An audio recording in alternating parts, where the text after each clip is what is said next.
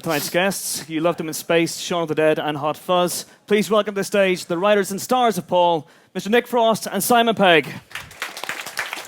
Thank you. Oh, hello. Good. Hello, everybody. Hi. Hello. Hello, Chris. Hello. Hello, Nick. Hello, Chris. Hello, Nick. How are Hello, you? apples. Welcome to the Appleopolis. Apple. Feels good, doesn't it? Yeah, it's like we're among our people here. You wrote Paul together. Now, you've been friends for years, you've been co-stars for years, but you never actually wrote anything together until now. We did have a couple of abortive sitcoms, didn't we, love? What? We had a couple of... we wrote a couple of sitcoms that we didn't really finish because we got bored of them, and one was impossible because it was about a park that was the size of Snowdonia. Yeah, it was tiny on the outside, but once Yeah. you got in, it was like a glacier, and there was a rainforest. It was. In fact, actually, it was called Magnetic Park, and the code name, the Blue Harvest style code name for Paul while we were making it was Magnetic Park. After that, I think it was quite important for Simon and I to finish something finally. How far did you get with Magnetic Park and La Traviata? 2 episodes of Magnetic Park. One in which when someone fired a dart through a blow thing at a tortoise, and it rebounded off the tortoise shell and hit a lion in a tree. That was how impractical. Why did that not get commissioned? I don't understand. And 2 eps of La Traviata as well, the pub quiz sitcom. Okay.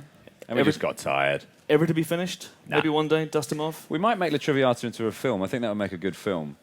But I don't know. Films feel more... There's something more gratifying about making films. It feels less disposable. This is nothing against television, because television is getting better and better, particularly recently. And American television particularly is very good. And our shows like Doctor Who is really blazing the trail right now. But TV just... Take me out.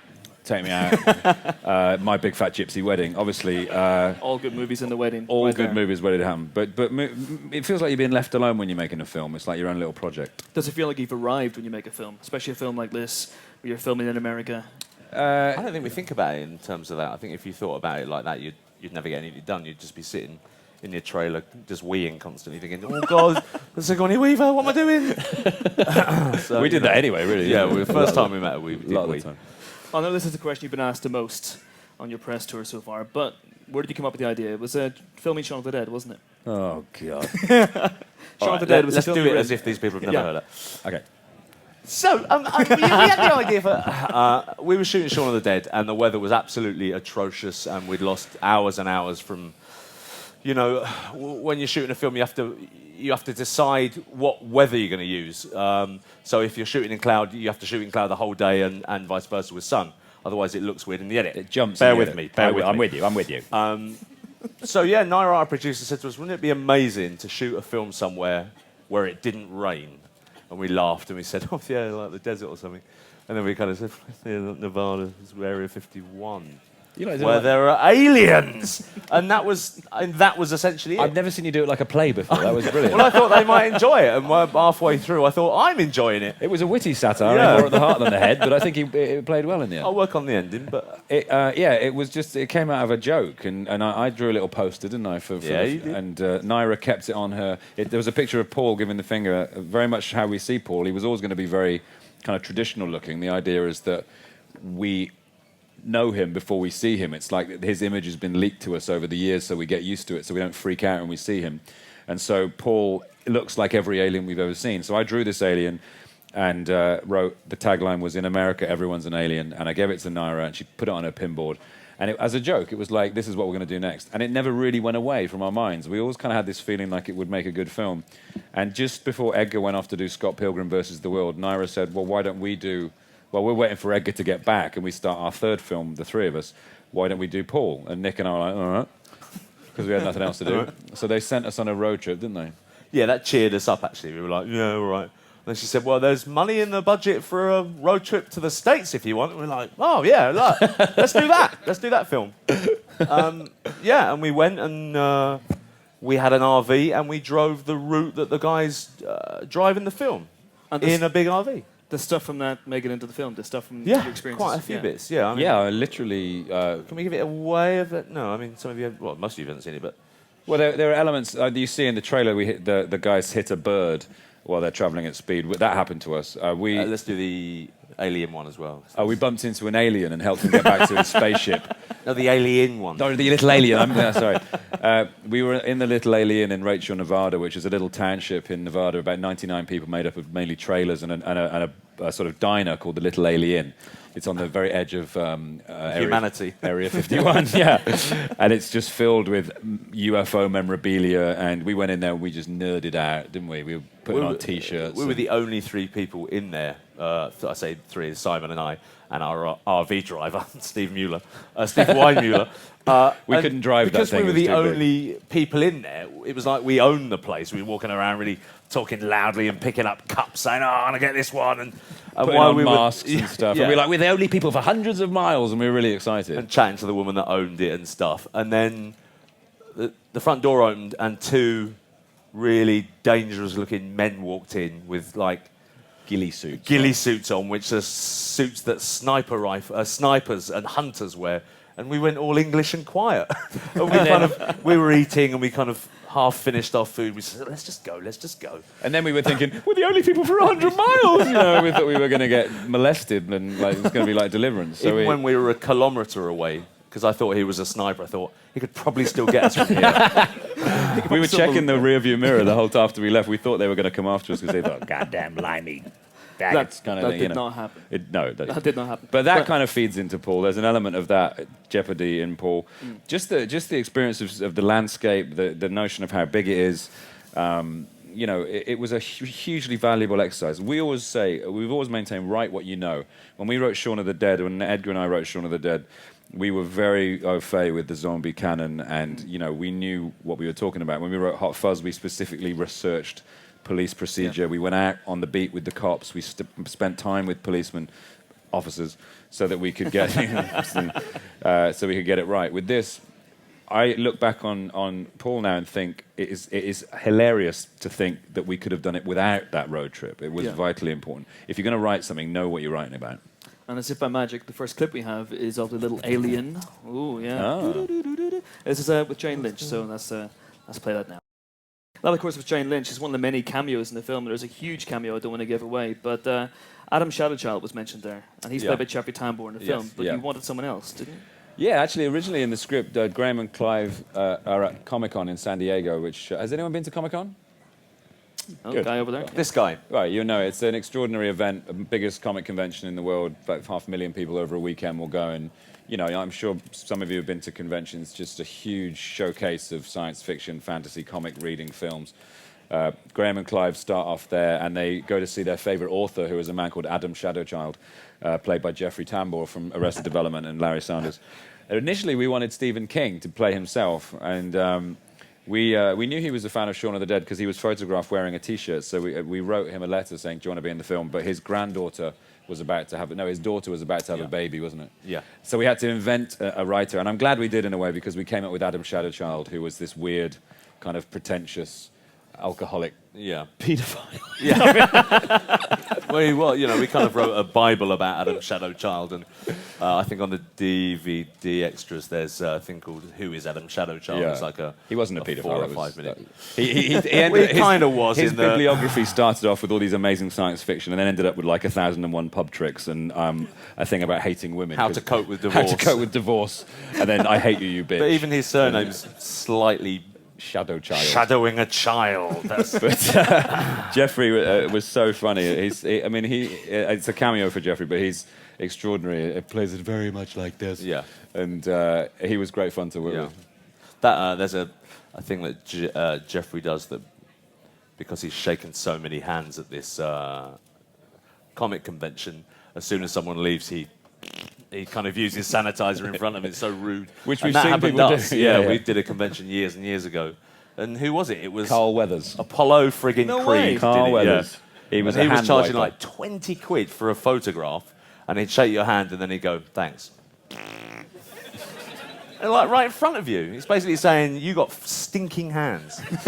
You've ruined Rocky for me. Yeah. I'm going to come burn them tonight. Yeah. Absolutely. But you've got a great cast in this. I mean, Jane Lynch cameo there, Jeffrey Tambor, Bill Hader, Kristen Wiig, Jason Bateman. You know, this fantastic cast. Did you write parts specifically for these actors, or were you just lucky in the casting? I think we just wrote the best we could write, and then you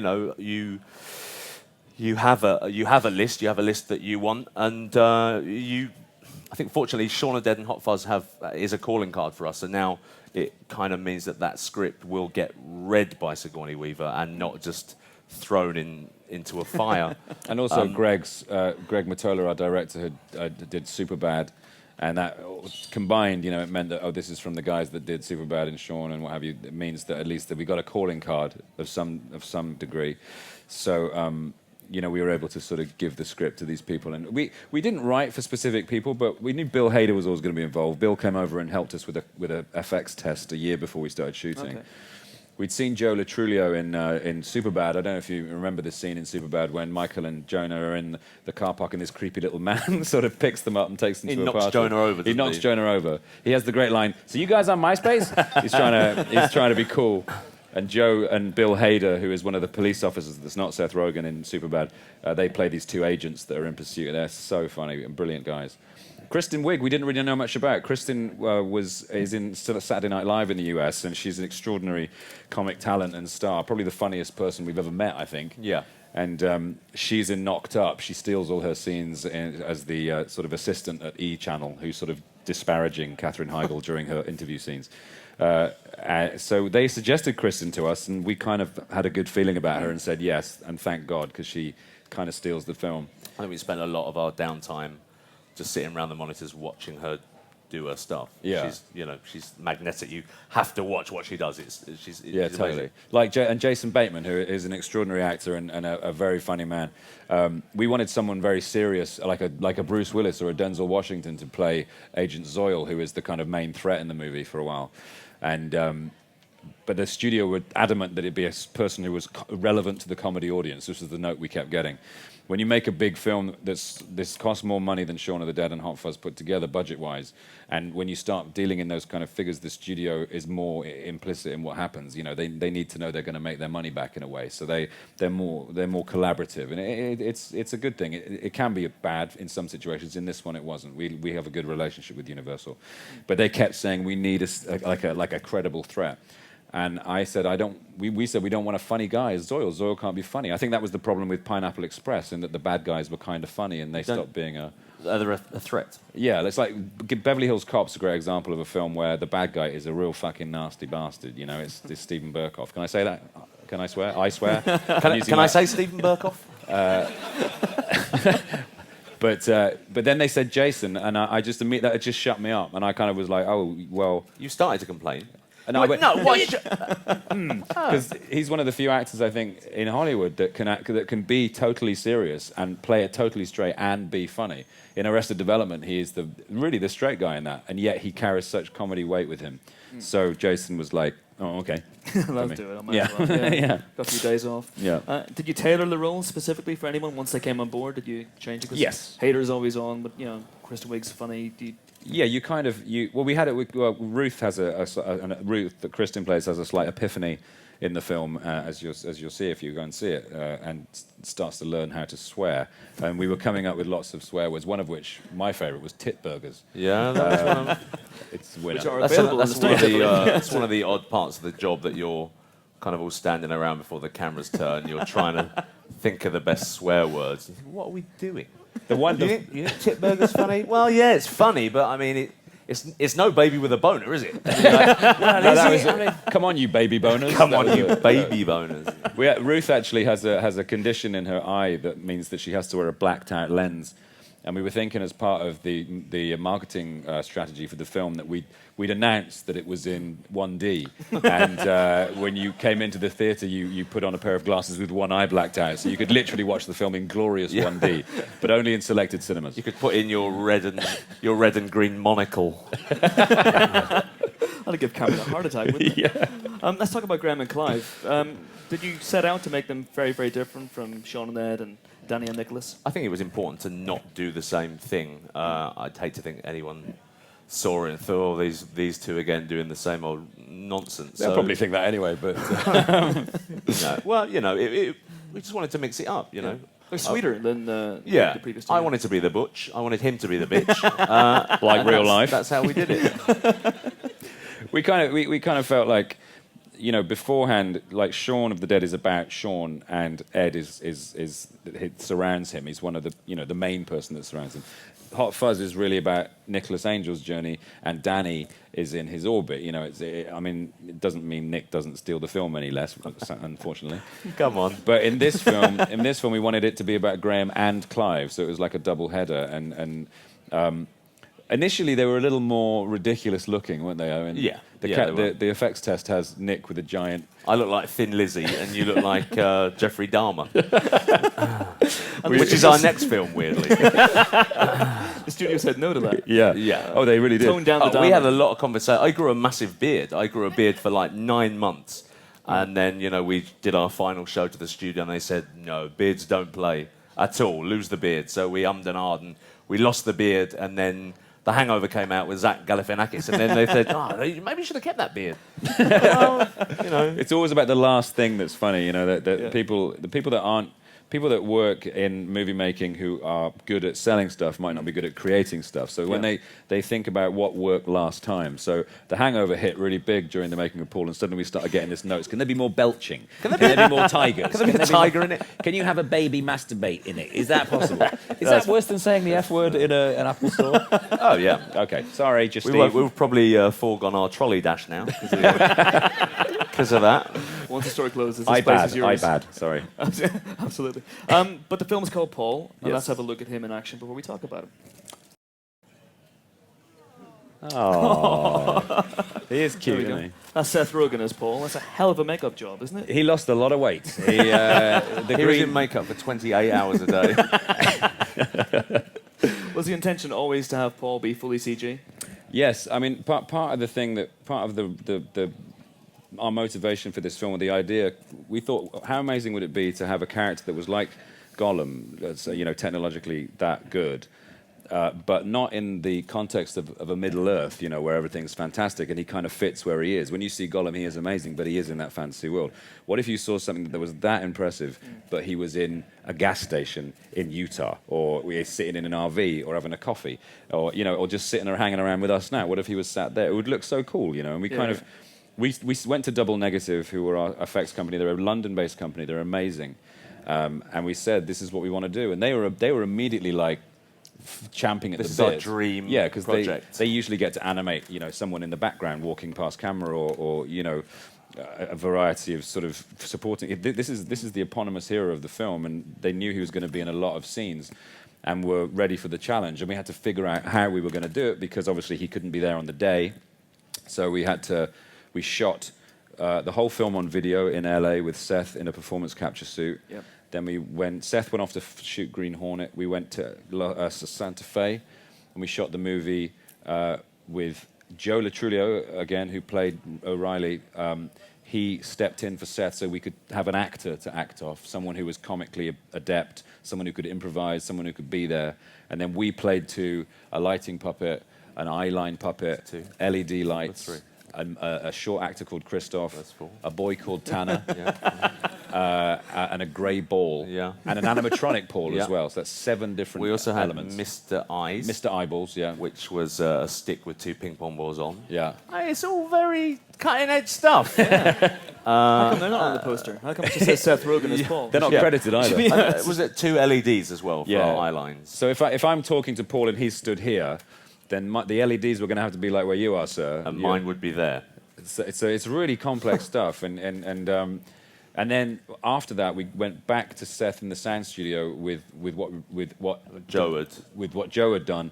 Seth was able to take on board some of Joe's impros, because we always wanted it to be very conversational, like Paul was just hanging out, and we put it together in that way. And I think when you watch the movie, within about a minute, I forget that Seth's in the film. When we get interviewed and who's in it, I'll list Jason and Sigourney, all those people, and I forget Seth, because I really do see Paul when I watch the film. It's kind of weird, It took so long. I mean, it took us 18 months since we finished, because with something like Paul, you can write the best script you can, and you can have the most amazing cast. But if Paul is rubbish, within a minute you're screwed, So it was important for us to... Good self-censoring. I did self-center it. I saw you form the F. Paul is baby bonered. So yeah, I mean, it was really important to us to just get it right, and it was quite frustrating going through that process because you'd go to the screen room in Dean Egg and they'd say, "Look, we're going to show you like 10 minutes of stuff we've done, and tell us what you think." And they'd show it, and obviously it was 65% completed, so it was like It's it was like a white pyramid walking around with one eye, and you think. I mean, it looks good. It's a good start, And well, that's the weird thing. I think. Sorry.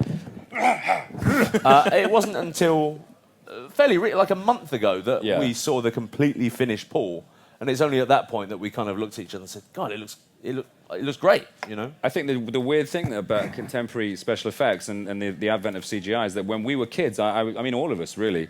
We were kids, we could see a film where there was like a plasticine dinosaur walking across, and you go, "Oh my God, it's a dinosaur!" And you'd be scared, and it would be incredible. And now, because CG purports to be as real as you can be, if it doesn't look exactly real, you go, "Oh shit." Yeah. Do you know what I mean? You see quite amazing. I mean, I hesitate to mention his name, but Jar Jar Binks. I was just about to say him, actually. Was an extraordinary achievement technologically. It was the first integrated, fully CG creature, and for better or for worse, it was an achievement to put him in that. Sorry? For worse, thank you.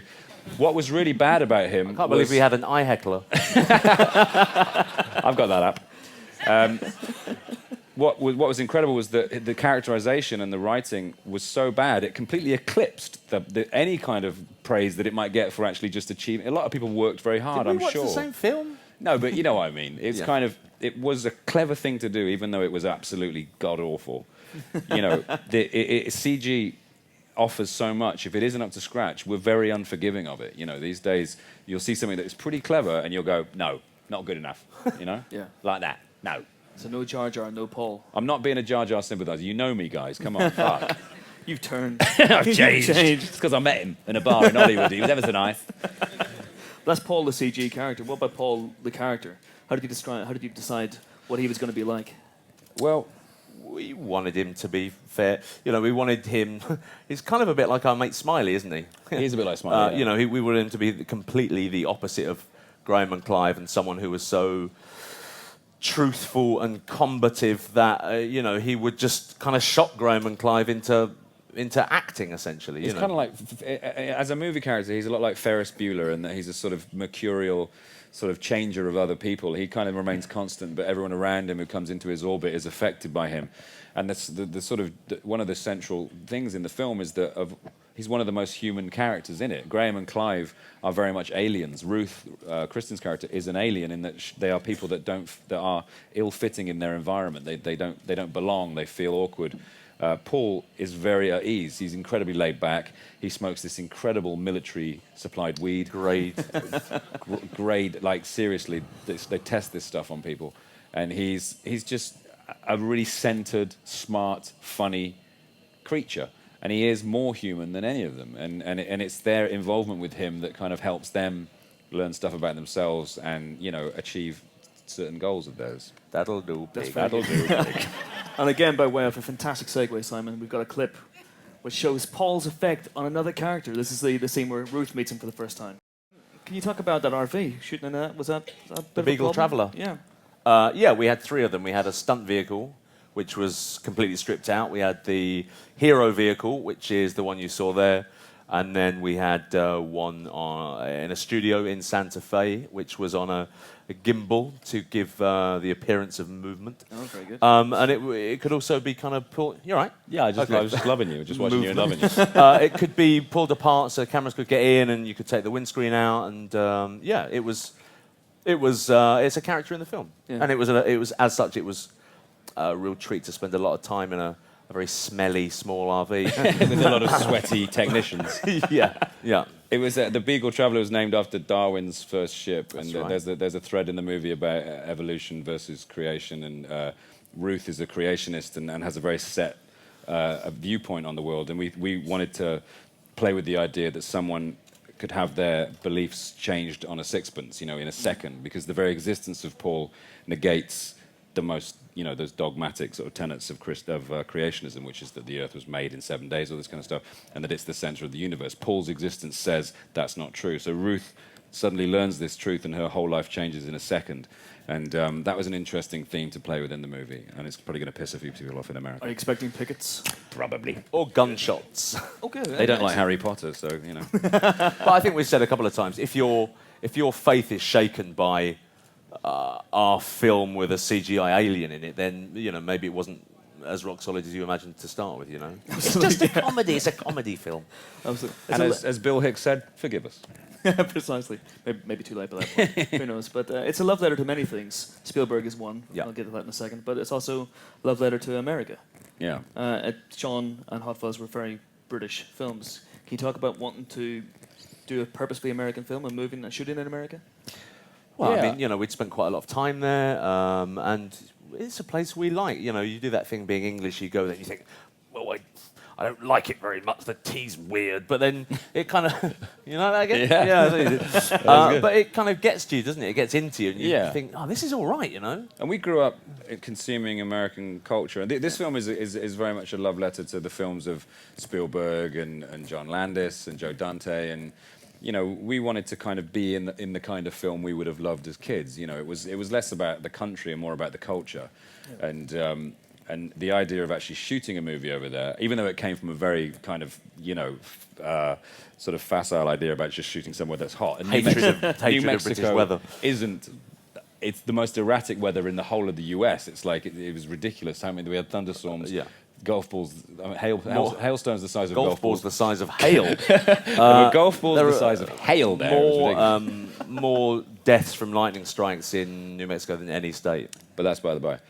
We It's just quite an interesting weather fact. No, it is. It is. Jesus. It is. I just mean that the whole thing of, it wasn't like let's go to America or let's try and ingratiate ourselves over there. It was more, it was the focus of a lot of our affection, and both culturally and through experience, having toured Sean and Hot Fuzz there. And also, America, you know, is a place where films get made a little easier than here. It's people complain when British actors, technicians, writers, directors go over to America, but you can't blame them, because that's where there is a lot of work. And we struggle here. We don't have a film industry. We have a lot of very talented individuals trying to get films made through private investment, through trying to beg from the lottery, not from the Film Council anymore, even, because that's being dissolved. Yeah. So, you know, you have to go where there is creation and where there's industry, and America does have that, you know. Absolutely. And road trips are magical as well. Absolutely. Absolutely. Edgar was unavailable for this one, but if he had been around, would you have considered him to direct, or was this separate from everything? I think it was a separate. Yeah, I don't think this film was particularly. And Edgar said this as well. Edgar is an auteur. He likes to be involved in every part of the creative process, particularly Inception. And this was mine and Nick's idea, and I think Edgar felt that. If it's not mine, I don't want to do it. Yeah, but also, I don't think this film taking really. my camera home. I don't think it really called for his sensibility. We wanted Greg to do it because he is an American filmmaker who's made a great indie in the Day Trippers. I don't know if you've seen it. It's a great sort of road movie before he made Superbad. And we wanted the film to feel slightly more low key and sort of like an indie film that had been crashed by a science fiction comedy, you know. And I'm sure Edgar could have done that by replicating that style. But Edgar's style is very kinetic. He likes to be involved. You feel him in the camera. You know, you know an Edgar Wright movie because he sort of inhabits it. Yeah, and I love that about him. It's the same with the Coen brothers. He's like the star of his own movie. In a way. Yeah, in some respect. And that's not in an egotistical way. It's just that he likes to put his stamp on things. And we needed something a little more. And he agreed. That was a little different to that. Yeah. So, you know, we went off and we saw other casts, and it was a bit awkward. We didn't like to talk about our respective other films, did we? I met all the Scott Pilgrim people in LA recently. It was awkward, wasn't it? So awkward. We did it at Comic-Con too, and they wouldn't talk to us. Yeah. When we It was like, hello. Right? Hello, Michael Cera. I was just looking, I thinking, God, you're so thin. You've got so much life. It's like Nick could literally kill all of the cast of Scott Pilgrim just by burping on them. Guffing on them. Yeah. Guffing on them. Landing on them. No, I lie. I personally love Scott Pilgrim. I was blown away by it. I'm always impressed by Edgar. It's nice to be impressed by your friends, and that movie is extraordinary. And it's nice to watch a film that he's done and not critique your own performance. Exactly. And those kids are all right. They're all right.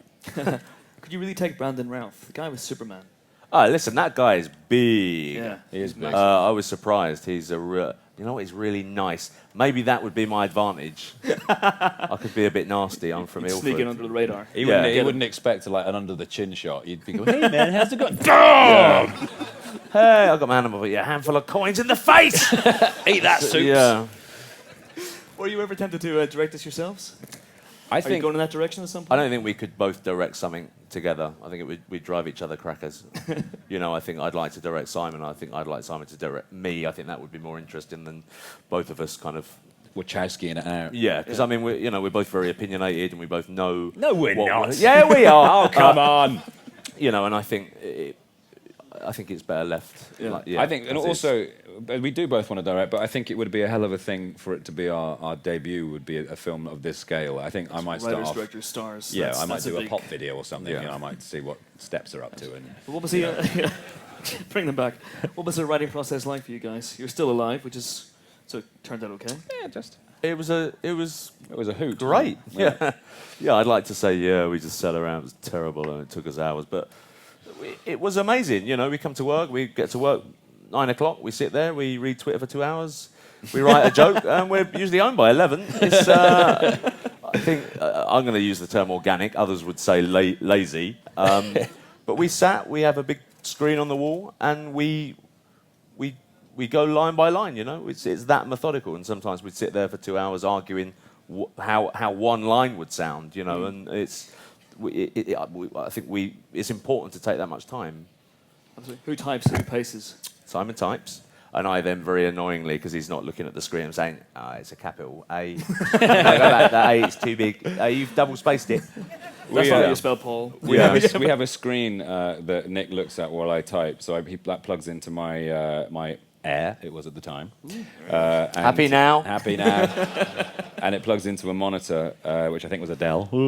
And Nick watches, and we just sit opposite each other and work. And, I'm and, just on and my pad, just on my iPad. I'm on. They weren't invented then. Shut up. And we listened to music. We had a playlist. We had a Paul playlist, didn't we, on Yeah, the we did. old iPod? What was it? What did that involve? More steps or?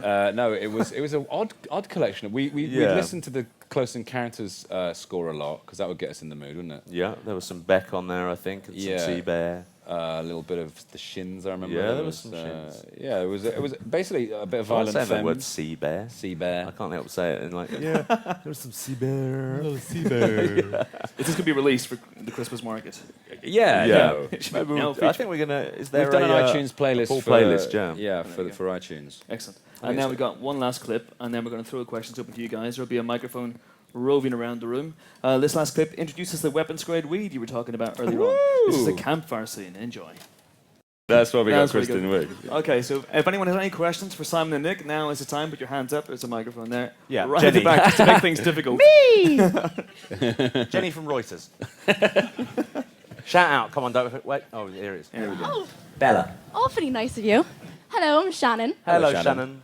You said my name, oh my god.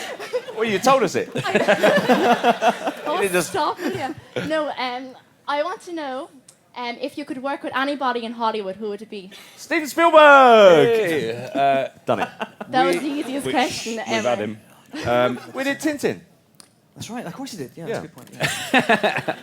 Yeah. I think I'd love to work with the Coen brothers. Actually, I'm a big fan of them. Ever since Raising Arizona, which for me was one of the most extraordinary comedy films ever made, because it taught me, and Edgar at separate times actually, that it doesn't have to just be the script that's funny and the actors that's funny. The camera itself can be a part of the comedy, and the structure of Raising Arizona has always influenced this. There's lots of things which repeat and come back, and then you have to stay on your toes to watch it. And I like that. I like being taken as an intelligent person by a film. I don't like them to think I'm thick, like I'm watching epic movie or something.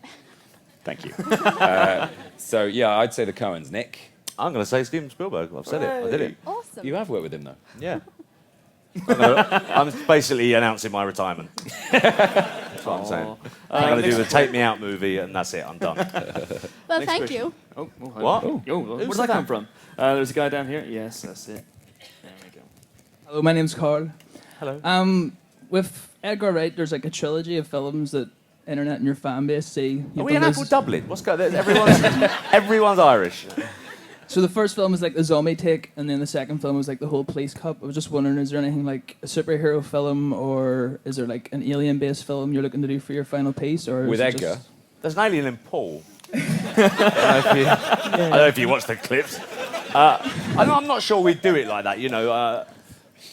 Edgar and Simon, I know, wrote Shaun of the Dead, and I was it. Yeah, we love zombie films, we liked action films, and we're big science fiction fans. So I think we'd have to do something that we love, you know. So We're kind of it's either kind of cowboy or bukkake.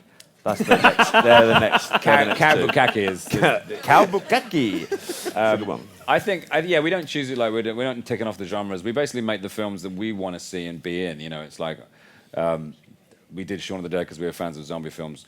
We loved the idea of those great big American action films being transplanted to where me and Edgar both grew up. Nick and I are big fans of Spielberg and E.T. and Close Encounters, and thought, wouldn't it be amazing to make a film like that? You know, the next film Edgar and me do might not be a take on any genre. It might be a specific story that's set maybe not in a genre, maybe just a sort of straight, you know, it's not going to be, let's do giant robots next. Wait a minute. Wow. No, so I don't know. Edgar and me have some ideas, but we've already spoken now about even just throwing all those out and starting again, you know, because people got an idea that it might be called The World's End, and now everyone's saying, when is The World's End coming out? And The World's End doesn't exist. It's just a word, a couple of words, 3 words. Yeah. Yeah, That, that's right. It's 3. The world's, It's 3. you know, so who knows? But it's going to happen, and I can't wait to get going on it as well. But when can you guys get together? Because you're doing Star Trek 2 at some point, I presume. There's a little window in 2015 that we've got our eye on, and no, I've got Star Trek. Edgar's probably going to do something between now and then, and Nick's got like 3 things on. So when we can all come together, it'll happen, but I don't know when. Cool. It will. It's not going to be like Space 3, trust me. So that's next week then. There is Okay. going to be a second series though. Next question. Put your hands up. Front row here, and then Put your hands up. right behind you. Simon, if you're not using the ESTB, could I borrow it, please? Yes, you may. My Really? special time machine. Yes. Yes, you spoke of writing a few sitcoms that you was messing around with yesterday. Do you want them? If you're not using them. But I was going to say, are you guys actually going to work on one that you're thinking of producing? A sitcom? I don't know. At the moment, we don't really have any plans to do TV, just because I think you kind of do have to decide which one you do, because the trouble is with television is it makes you very, very famous and very accessible, and if people can see you for free every day in their living room, they might be less inclined to go pay, you know, however much it is to go to the cinema these days. It goes up all the time.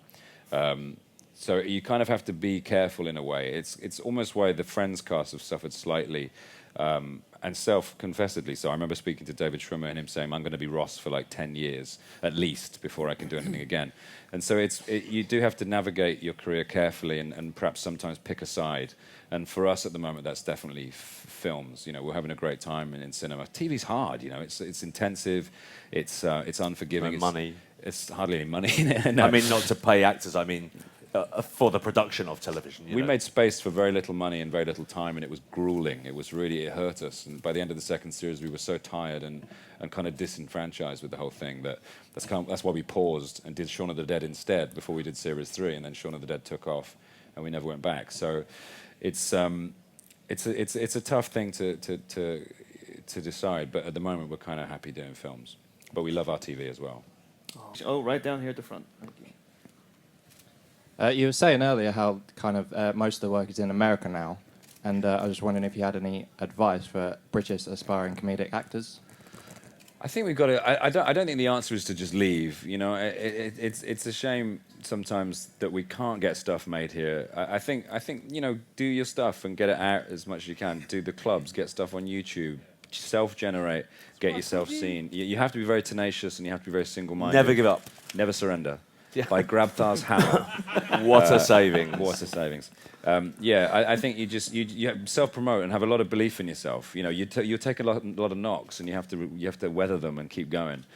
Some people just give up and think, oh, I can't do that. But if you really feel like you can, then do. I think in a lot of ways it's kind of easier now with YouTube, you know, and the ability to just shoot stuff on your phone or on a video camera and just post it straight up onto kind of Funny or Die, or, you know, there's quite a few little sites like that, you know, and there are a lot of people emerging who are seen that way, you know. And find people like-minded people, like people who friends that want to be producers and directors, and get with them and get a little gang, and then go into a TV station and beat everyone up. No, you know, I mean, just collaborate. And I love their heads. I think that's the key. I don't think there is a straight answer. I think it's one of those things people say, how did you get there? It's a very... people take odd routes, you know. Some go to drama schools. I went to university, then did stand-up. You know, Nick and I started working together because we met by chance. And Nick was just a very naturally funny human being, and I wanted to be near him. And, you know, it was that kind of... You know, he made me laugh. We made each other laugh, and then we realised we could make stuff up together. And then next thing you know, here we are in the Apple Store. Very next thing. Would you ever go back to stand-up? To the Apple Store? To the Apple Store, yeah. probably. Yeah, There's one in Covent Garden. That's really nice. I would. It's a great job, but you need to be match fit to do it. You need to get out there and do lots of gigs, so that when you take... If I was to do a show, I'd need to go on at least like a couple of months of just doing Saturday night gigs in little pubs to get strong again. It's like boxing, you know. Yeah. And Nick, you did about, what, 10 I did 10. 5 were amazing. 5 were the shittest times of my life ever. Can we interest you in number 11? No, probably not. I was just really bad at it, you know. I think that was what... Anna cough, excuse me. I think that's what disheartened me, you know, is I think like stand-up and golf, I want to be good at it immediately or I can't be bothered. So, you know, I did 10, that was it. I should have kept going, but it wasn't in me. It didn't interest me, you know. Brilliant. Any more questions for the guys? There's one over here and then one down here. You saying about how Paul was made by CGI and Avatar came out in 2009. You've just done Tintin using the similar technology. Where do you think cinema's going to go in 20 years or so? There might be quite a big change. Is there? I don't know. That's a good question. It may not be. You know, it may get to a place where, you know, they are one kind of film. You know, I don't necessarily think that all films will just be like Avatar, and you know, there is a lot you can do with it, but there's also stuff that only a human face can portray. I think the performance capture technology will evolve into other areas of the media. I think you'll see live performance capture. I think Andy Serkis has just started up a studio here in the UK, which is going to develop the technology, hopefully bring it down in price. So you'll be able to go and see dance recitals that are live, but what you're seeing are giant sort of like yellow banana people or whatever, you know, doing... I was going to say blue, but that's been done. So I don't know. Hopefully the trouble is cinema is being demythologized by home entertainment. So, you know, you can literally have a cinema in your house now. You can buy a big flat screen TV, get surround sound. You can download film on the internet. The motivation to go to the cinema is lessening, and the marketing people that run the industry now are desperate to you to come out, which is why 3D is proliferating, why sort of, you know, these kind of gimmicks are trying to encourage people out to the cinema. I would love it if people went to the cinema more, and you know, going to the cinema is a wonderful experience because yes, you can do it at home, but you can't do it with a whole bunch of people you don't know. You can't have this shared communal experience. What are you doing in my front room? That would be... It's vital. I hope that all these technologies kind of evolve and become more interesting and valuable. I also hope traditional cinema doesn't die. I hope, to God, everything isn't in 3D. I don't particularly like live-action 3D. I think that, you know, cartoon animation, I think it really works because I think the visual element is a part of it, and you're just extending that into something else. It becomes 3D. You know, animation is generally 2D. 3D gives it even more aesthetic sort of body, whereas we live in 3D. Why do we need to see live action films in 3D unless someone's going, hey, you. Yeah, like My Bloody Valentine was brilliant in 3D because people kept chucking axes at my face, you know. Whereas the Narnia movie that I did, I could have happily watched that in 2D. You know, I really would have enjoyed it. It didn't need to be in 3D. I think sometimes people just they want you to come out, so they say you can have this as well that you can't have in your house, and it's not always necessary. The next step is 4D, which is you're actually invited to be an extra in the film. I went to a 4D cinema in Vancouver, and it was like in an aquarium, and they just squirted water in my face. Well, that's amazing. Yeah. It was incredible. You sure it was an actual cinema? This wasn't a Bukaki. You sure it was water? And this gentleman here. I'm not sure of the truth in the rumours at all, but Edgar's recently been linked to the Ant-Man film. Was that on WikiLeaks? More than Damn likely. that Julian Assange. If you were to portray the amount of superhero films that are going on these days, who would you choose to portray in Hollywood? Well, I mean, I'm 41 now, and I think my superhero days are pretty much over. But I'd like to Say that. Well, they are, Nick. I'd rather sit in and have a cup of You cocoa. could be like Wheelchair Man. and watch or Corrie. That's the point. Zimmer I could be frame. Old man. I think I love one of my favorite ever comic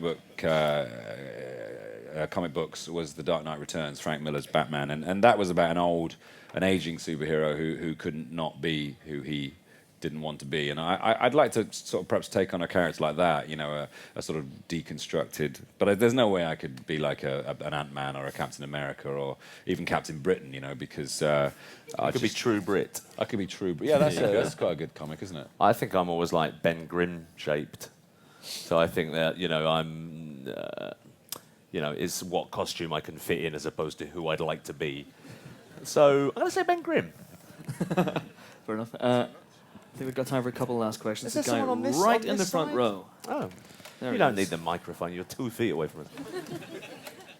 What have you learned about directing from the people who have directed you in the various films that you've been in?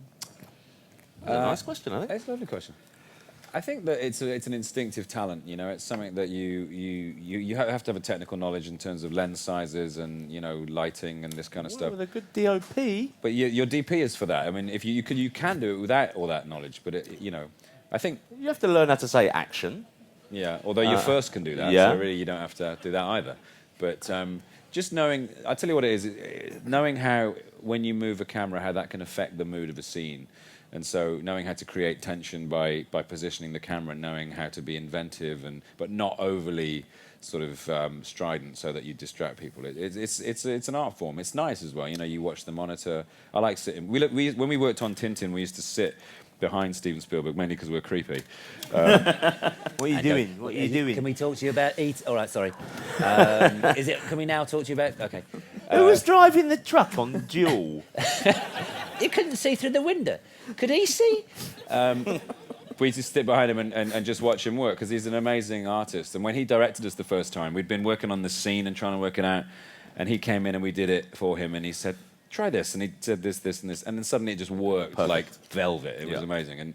And so it's nice to sit up at the Video Village, which is where all the monitors are, and watch directors work. You know, Edgar will be very intensive. He likes to do a lot of takes. He gets really into the moment. Greg Mottola was more laid back, you know, but nevertheless as invested. Steven Spielberg was sort of quite effortless. I caught myself saying Steven. If you catch us saying it 1,000 times already.